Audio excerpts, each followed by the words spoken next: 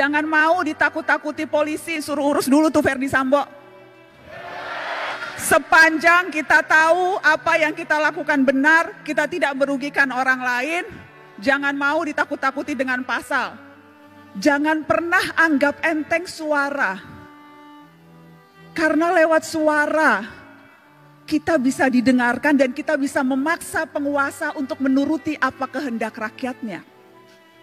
Jangan mau suara kita hanya dihargai 5 tahun sekali di bilik suara doang atau pada saat pilkada.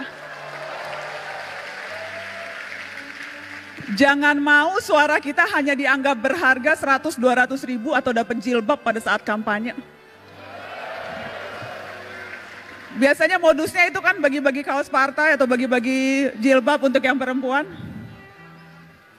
Jangan mau kita hanya dikerdilkan sebatas fans yang bisa berbaris seperti itik. Hati-hati, sebentar lagi pemilu, suara kita akan diperebutkan dengan berbagai macam cara. Mari ingat pengalaman yang dulu. Untuk apa mati-matian membela 1 atau 2 ketika akhirnya berkumpul juga?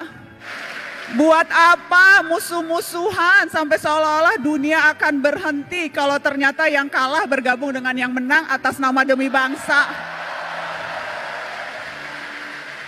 Jadi nggak usah terlalu baper dan nggak usah terlalu mati-matian membela tokoh idola. Karena sekali lagi, hitung-hitungan mereka terkadang bukan kita, hitung-hitungannya untung rugi Pak, untung rugi kalkulasi politik aja. Karenanya jangan mau dimanfaatkan hanya suara di 5 tahun sekali, tapi gunakan suara itu terutama di hari-hari ini. Ketika ancaman kita untuk bersuara mungkin saja akan dibatasi lewat rancangan kitab undang-undang hukum pidana di mana semua bisa kena.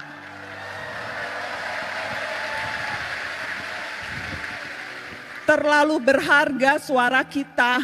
Dan saya selalu bilang ini, cuma itu yang kita punya, suara. Negara punya yang lain. Negara punya kuasa, negara punya tentara, negara punya uang, kita punya apa? Kita punya suara. Dan yang harus kita waspadai adalah ketika kita terlalu takut dan berusaha mengecilkan suara kita, padahal yang kita butuhkan justru teriakan-teriakan. Jadi ya, menjadi pemimpin, menjadi presiden itu bagus, niat mulia. Tapi perhatikan suara-suara orang yang juga tidak punya kuasa, tetapi kalau berkumpul bisa berdaya. Jadi mari rapatkan barisan. Mari rapatkan barisan dan jangan mau ditipu-tipu. Jangan mau dipergunakan hanya suaranya, tetapi ketika kita menuntut hak-hak kita yang paling dasar, sedasar kebebasan berekspresi dan berbicara, itu kita tidak didengarkan. Tetapi kakak mau menegaskan ini adik-adik. Pergerakan jangan hanya sebatas kerumunan. Pergerakan terutama gerak mahasiswa, jangan hanya sebatas kumpul-kumpul berkerumun. Ya, demonstrasi perlu dan harus terus dilakukan kalau memang strateginya seperti itu.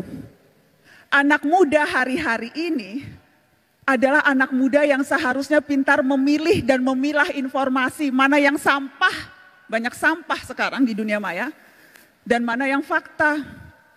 Mana yang berita, mana yang opini, dan hati-hati mana yang propaganda. Dan kalau sudah yakin, sampaikan itu dengan lantang. Jangan mau ditakut-takuti polisi, suruh urus dulu tuh Verdi Sambo.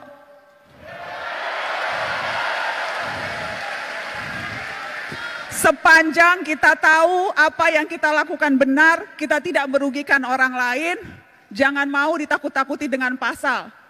Kita juga bisa belajar pasal-pasal, kita juga tahu apa hak-hak kita sebagai warga negara. Kalau tidak tahu, cari tahu.